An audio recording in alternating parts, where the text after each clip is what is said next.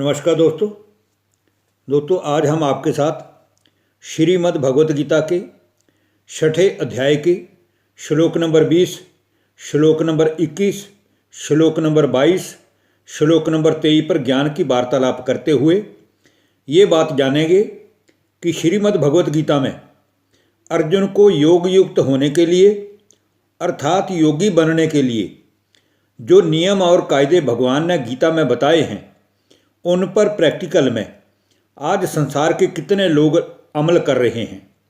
क्योंकि कौरवों की अक्षौणी सेना के सामने 5 पांडवों का ही इतना बड़ा गायन है जो कि भगवान को अपना साथी बनाकर सत्य व धर्म की राह पर चलकर अनेक प्रकार की विपरीत परिस्थितियों से गुजरते हुए सहनशील बनकर अपने लक्ष्य तक पहुंच पाए।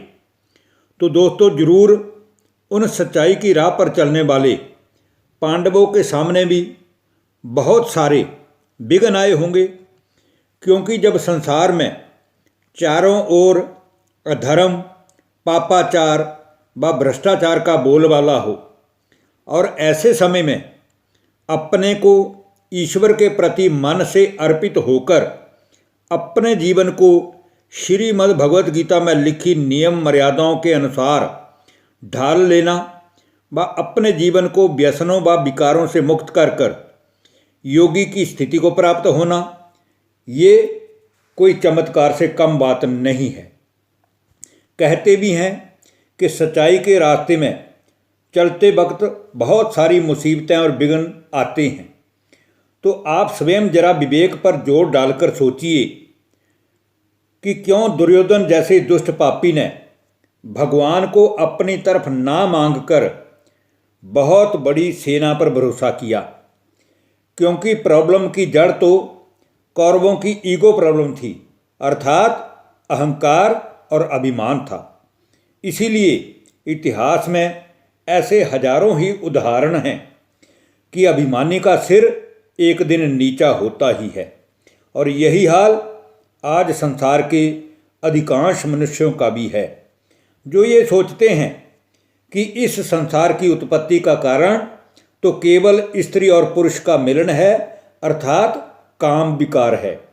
परंतु वह ये नहीं जानते कि सारी सृष्टि का रचने वाला तो स्वयं अजन्मा है और जिसका गीता में हजारों सूर्यों से तेजों में ज्योति जैसा ऐसा कहा गया है। वह ज्योतिरूप परमात्मा जना मरण से चक्कर से मुक्त है। इसीलिए ही अति धर्म गलानी के समय एक मानवीय तन में प्रवेश करके वह गीता ज्ञान सुनाते हैं। वरना सभी दुखी मनुष्यों को सुखी बनाए कौन, वरना पतितों को पावन बनाए कौन, वरना अधर्म का नाश करके सत्य धर्म की स्थापना कर भारत को सोने की चिड़िया बनाए कौन। सो अभी भी समय है कि हम श्रीमद् भगवत गीता के ज्ञान की वास्तविकता को समझकर अपने जीवन को हीरे तुल्य अथवा देव तुल्य बना लें। तो आइए दोस्तों अब हम बात करते हैं श्रीमद् भगवत गीता के छठे अध्याय के श्लोक नंबर 20 की, जिसमें कहा गया है यत्रो परमते चितम निरुद्धम योग सेव्या यत्र चैवातम नात्मानं पश्य नात्मनि तुष्यति। अर्थात योग के अभ्यास से निरुद्ध हुआ चित्त जिस अवस्था में संसार की सभी अच्छी बुरी चीज़ों से उपराम हो जाता है, जिसका किसी के प्रति कोई लगाव नहीं रहता, जिसकी स्थिति को सुख या दुख से कोई फर्क नहीं पड़ता और जिस अवस्था में परमात्मा के ध्यान में शुद्ध हुई सूक्ष्म बुद्धि के द्वारा वह मनुष्य परमात्मा को अपने मन द्वारा याद करता हुआ सदा संतुष्ट रहता है, वह ही मनुष्य सुखी है और वह ही मनुष्य योगी है, ऐसा समझना चाहिए।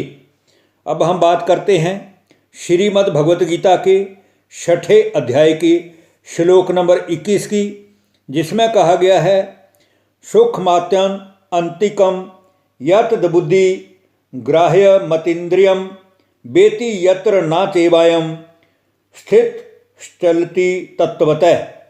अर्थात इन इंद्रियों से परे जब तक हम इंद्रिय जीत नहीं बनेंगे तब तक हमारी बुद्धि सूक्ष्मता से इस ज्ञान को ग्रहण कर नहीं सकती। लेकिन जैसे ही हम मन का शुद्धिकरण करते हुए अपनी बुद्धि से परमात्मा को याद करते हैं तो हम अति आनंद का अनुभव करते हैं और उस अवस्था का अनुभव करते हैं जिसमें फिर परमात्मा की याद में मग्न हुआ योगी किसी भी प्रकार से विचलित नहीं होता, बल्कि एकाग्रचित होकर एक भगवान के साथ ही उसका कनेक्शन जुड़ा रहता है। वो शांति की, शक्ति की और गुणों की और सर्व प्रकार की शक्तियों की प्राप्ति भगवान से करता है।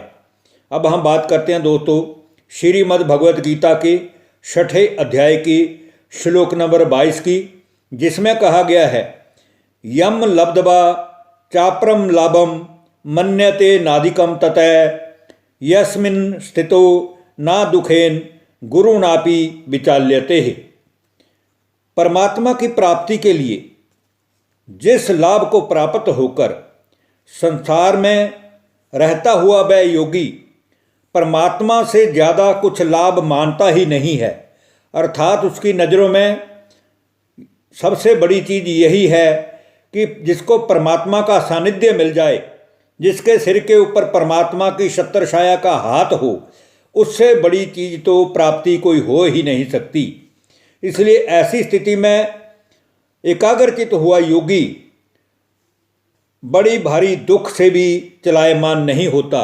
अर्थात उसके सामने कितना भी बड़ा संकट आ जाए, चाहे वो संकट घरेलू संकट हो, चाहे वो संकट व्यापारिक संकट हो, चाहे वो संकट किसी समाज में बहुत बड़ी विकराल समस्या से संबंधित हो, लेकिन योगी अपनी स्थिति से चलायमान नहीं होता, क्योंकि उसको परमात्मा के हर वायदे पर भरोसा होता है, विश्वास होता है।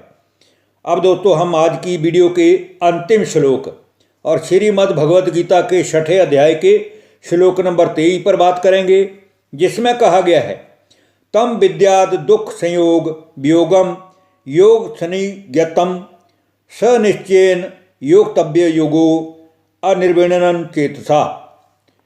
हे अर्जुन, जो दुख रूपी संसार के संयोग से रहित है तथा जिसका नाम योग है, उसको जानना चाहिए। अर्थात जब परमात्मा से हमारी मन की बुद्धि का जोड़ हो जाता है, जैसे हम बोलते हैं कि एक को एक से योग करो तो 2 आता है, तो इसी प्रकार आत्मा को परमात्मा से जब जोड़ लो, आत्मा के अंदर मन है, बुद्धि है, संस्कार है, तो परमात्मा से भी हमें उसी प्रकार से शक्तियाँ, शांति, आनंद, प्रेम और ज्ञान की प्राप्ति होने लगती है। इस बात को अच्छी रीति से समझना चाहिए, जानना चाहिए। वह योग ना तो उकताए हुए और ना ही धैर्य अर्थात उत्साह युक्त चित्त से निश्चय पूर्वक करना कर्तव्य है। अर्थात एक परमात्मा में ही निश्चय रखकर हमेशा ही ये समझना चाहिए कि मेरा साथी है भगवान, मेरा क्या रोकेगा आंधी और तूफान। तो ऐसी परिस्थिति में योगी अपनी नियम मर्यादा नहीं तोड़ता। योगी अपनी दिनचर्या में जो उसने परमात्मा के प्रति दिनचर्या बनाई होती है, उन नियमों के प्रमाण वो अपने जीवन को ढालता जाता है। इसीलिए योगी संसार में रहते हुए भी, विपरीत परिस्थितियों में रहते हुए भी एक जैसी स्थिति में, एक रस स्थिति में स्थित रहता है। यही परिपक्व योगी के लक्षण है। धन्यवाद। नमस्कार दोस्तों।